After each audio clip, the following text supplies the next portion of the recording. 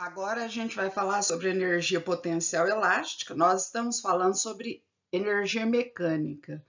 A energia mecânica é energia de movimento. Ela compreende três modalidades de energia: a cinética, a potencial gravitacional e agora a energia potencial elástica, que está associada a molas.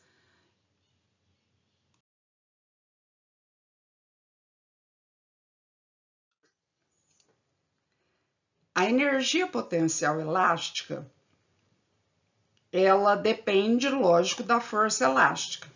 Então, vamos imaginar esse esquema aqui, olha. Nós temos uma mola, esse x0 é o tamanho inicial da mola, que é um x0, né? Depois é aplicada uma força sobre essa mola. Essa força aplicada a gente chama de força elástica.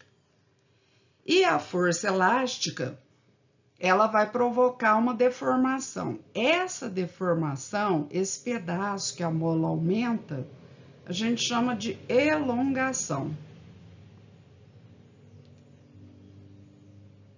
Elongação, né? No Sistema Internacional de Unidades, isso é dado em metros. Essa força é uma força variável. Por quê? Porque quando você está esticando uma mola, quanto mais você estica, maior é a força que você tem que fazer, né?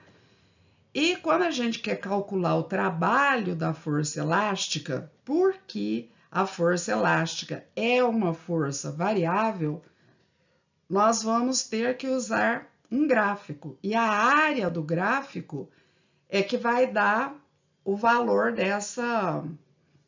desse trabalho, né, da força elástica.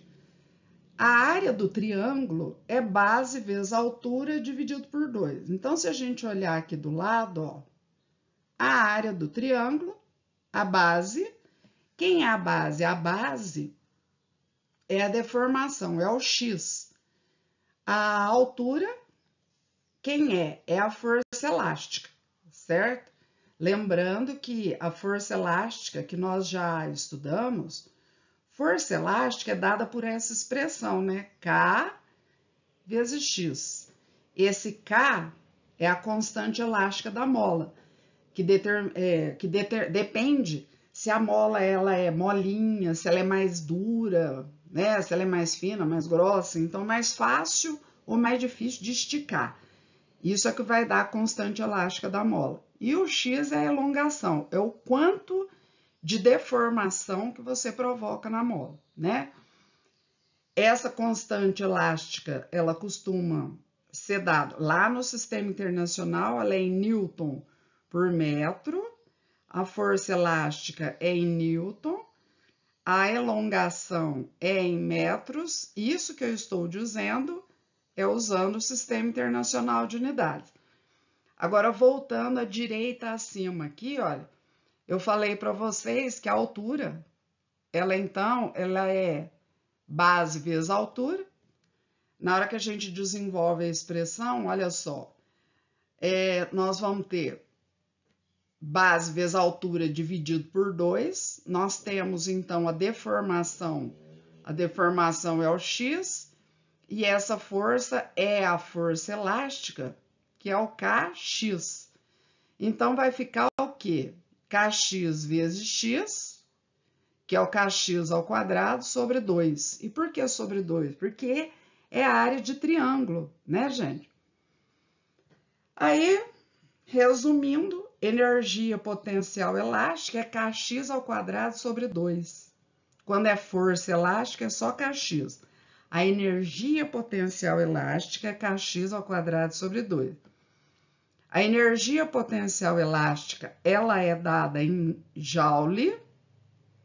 A constante elástica da mola no Sistema Internacional é dada em Newton metro.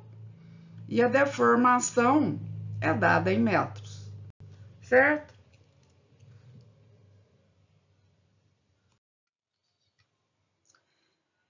Eu também queria aproveitar esse PowerPoint para falar com vocês sobre esse teorema da energia cinética. Vamos imaginar a seguinte situação: nós temos aqui uma velocidade inicial, E imaginem que essa massa, que esse bloco, ele está sendo acelerado. Então, após um certo deslocamento, nós vamos ter aqui uma velocidade final. Então, o que aconteceu? Houve uma variação de velocidade. Nós sabemos que a energia cinética, nós vimos na aula anterior, ela é dada por essa expressão, massa, velocidade ao quadrado dividido por 2. Se nós temos duas velocidades, nós vamos ter, nesse primeiro ponto aqui que eu estou indicando, uma energia cinética inicial, e no outro ponto da trajetória, nós vamos ter uma energia cinética final. Então, se há variação de velocidade, há variação de energia cinética. Acontece que a gente, quando viu trabalho, a gente aprendeu que trabalho é igual a força vezes o deslocamento. E aqui nesse caso, como o deslocamento é um deslocamento horizontal, o cosseno vai dar 1, né? Cosseno de 0 graus vai dar 1, então a fórmula fica só FD mesmo. Então, nesse caso aqui, ó, a força ela é paralela ao deslocamento. Então, eu queria que vocês observassem que, nesse caso aqui, a força ela vai provocar sempre o quê? Toda força ela provoca uma aceleração. Provoca aceleração. E é a aceleração que vai fazer com que essa velocidade varie, né? A variação da velocidade é por conta da aceleração. Resumindo, se o trabalho provoca aceleração, e trabalho é uma forma de energia, a gente pode dizer que o trabalho, então, ele mede a variação da energia cinética do corpo. Ó.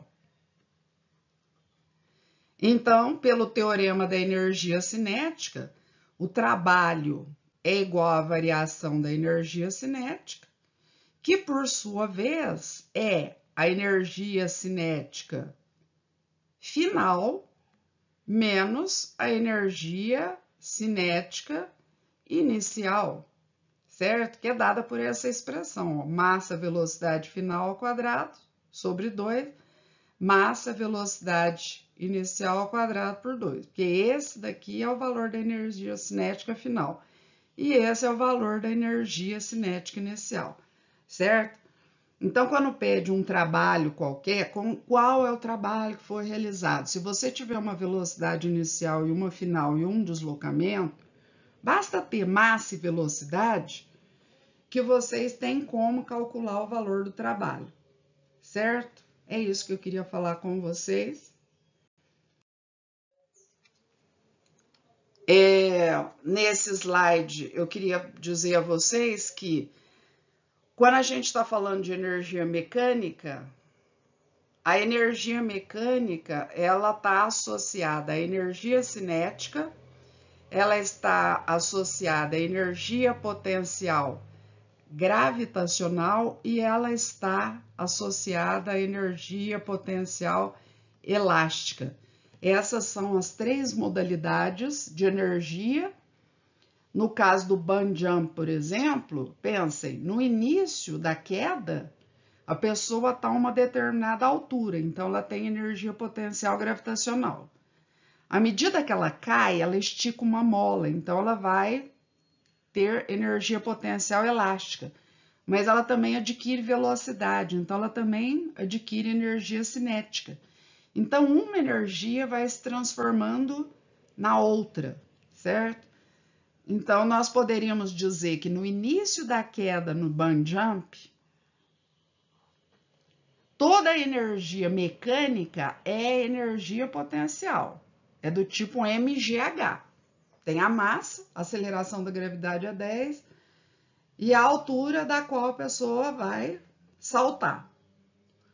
No decorrer do tempo, nós continuamos tendo energia potencial gravitacional, ainda tem essa, porque vai ter altura, mas ela já vai se transformando nessas outras modalidades aqui, certo? Então, no meio do percurso, nós temos as 3 energias. E lá no final, já não tem mais altura. A velocidade é máxima. E a mola também está esticada no máximo.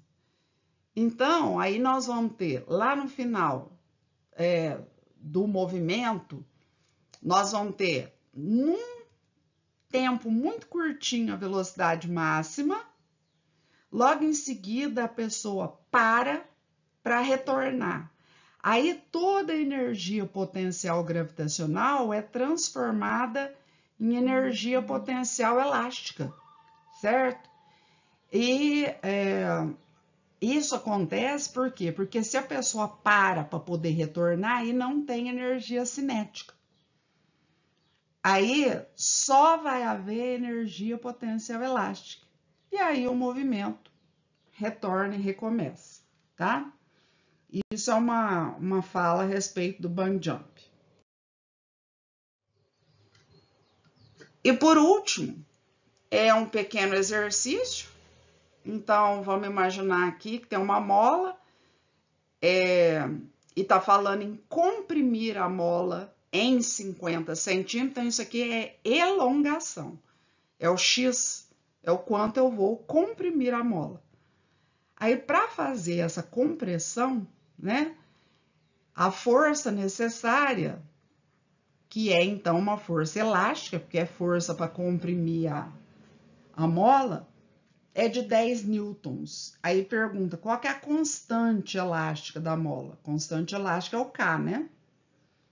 Para ser mais rápido, o vídeo não ficar muito longo, na letra A, essa compressão no Sistema Internacional de Unidade tem que ser passado para metro, né? Centímetro para passar para metro, a gente divide por 100.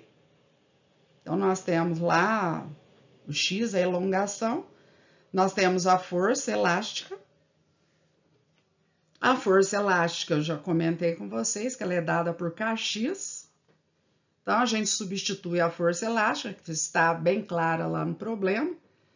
Substituímos essa compressão e achamos a constante elástica, né, da mola, que é 20 newtons por metro. Na letra B, qual o valor da energia potencial elástica de um corpo que está ligado à mola? Então, energia potencial elástica, aqui embaixo a gente tem, né, o Kx ao quadrado sobre 2. O K foi encontrado na letra A, 20. O X é aquela elongação, né, que na letra A é um dado do problema, que é esse meio metro. Lembrem que é elevado ao quadrado dividido por 2. Então, nós vamos ter lá o 0,5 ao quadrado, que vai dar 0,25 vezes 20.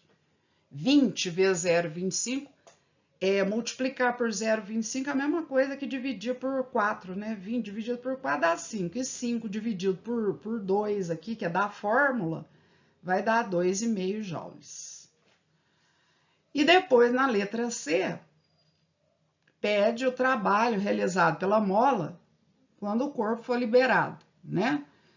Então, o trabalho, como eu disse a vocês, ele pode ser igual à variação da energia cinética, ele pode ser igual à energia potencial elástica, variação da energia cinética, né?